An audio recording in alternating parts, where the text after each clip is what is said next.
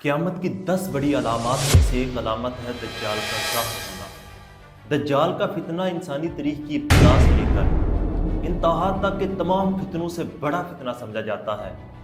اس کی بڑائی اور شدت کا اندازہ اس بات سے لگایا جا سکتا ہے کہ ہر نبی علیہ الصلوۃ والسلام نے اس فتنے سے اپنی دجال کا معنی ہے بہت زیادہ جھوٹا شخص، کیونکہ دجال بھی جھوٹ کو حق کے ساتھ ملا کر بولے گا۔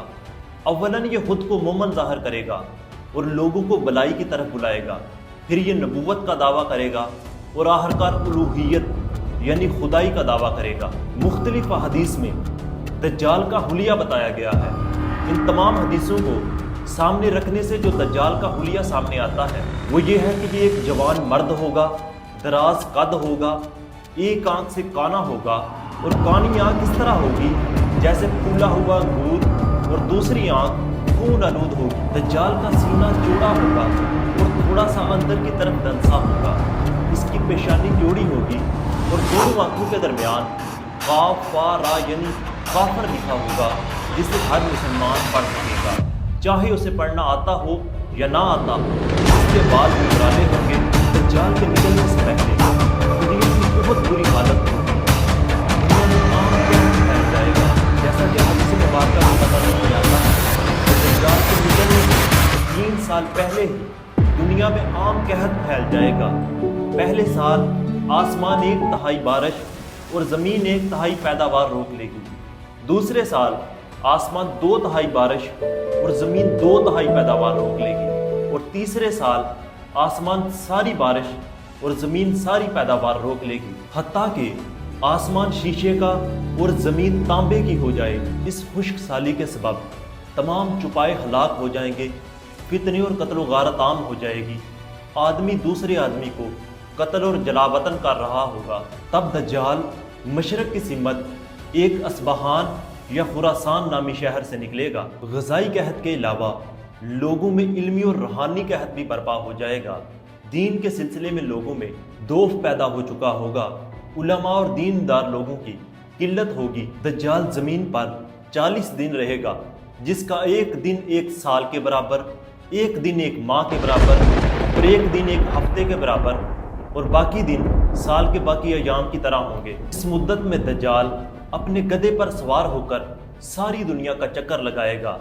اس کے گدھے کا جسم اتنا بڑا ہوگا کہ اس کے دونوں کانوں کے درمیان کا فاصلہ 40 ہاتھ کا ہوگا، اور اس کی رفتار کا یہ عالم ہوگا کہ 1 قدم اٹھائے گا تو 1 میل کا سفر طے کر لے گا۔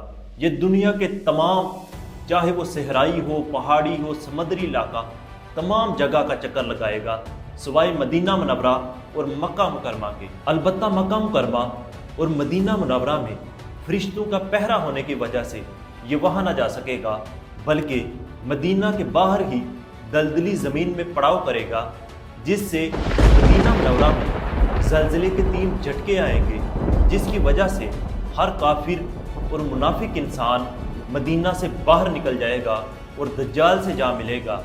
اسی لیے اس دن کا نام یوم الخالص بھی رکھا گیا ہے۔ بعض روایات میں کوہ طور اور بیت المقدس میں بھی یہ داخل نہیں ہو سکے گا۔ دجال طرح طرح کے شعبدوں سے لوگوں کا ایمان ضائع کرنے کی کوشش کرے گا۔ اس کے ساتھ روٹیوں کے پہاڑ ہوں گے۔ دجال کے پیروکاروں کے علاوہ تمام لوگ سخت تکلیف میں ہوں گے۔ اس کے ساتھ 2 نہریں ہوں گی، ان میں سے ایک کو جنت کہے گا اور ایک کو دوزخ کہے گا۔ دراصل یہ جس کو جنت کہے گا وہ دوزخ ہوگی، اور جس کو یہ دوزخ کہے گا دراصل وہ جنت ہوگی۔ اس کے کہنے سے آسمان سے بارش ہوگی، اور لوگوں کے سامنے ایک شخص کو قتل کرے گا اور پھر اسے زندہ کرے گا۔ دجال کے فتنوں کی وجہ سے اہل ایمان سخت پریشانی اور تنگی کے عالم میں دخان نامی پہاڑ میں پناہ لیں گے، لیکن دجال ان کا پیچھا کر کے پہاڑ کا گھیرا کر لے گا۔ اہل ایمان بھوک اور پیاس کی وجہ سے سخت تکلیف میں ہوں گے۔ اس وقت اللہ تعالیٰ حضرت عیسیٰ علیہ السلام کو نازل فرمائے گا، اور حضرت عیسیٰ کو دیکھ کر دجال اس طرح گلے گا جیسے پانی میں نمک گلتا ہے، اور حضرت عیسیٰ علیہ السلام دجال کو لد کے مقام پر قتل کریں گے، اور اس کے پیروکاروں میں سے بھی کسی کو زندہ نہیں چھوڑیں گے۔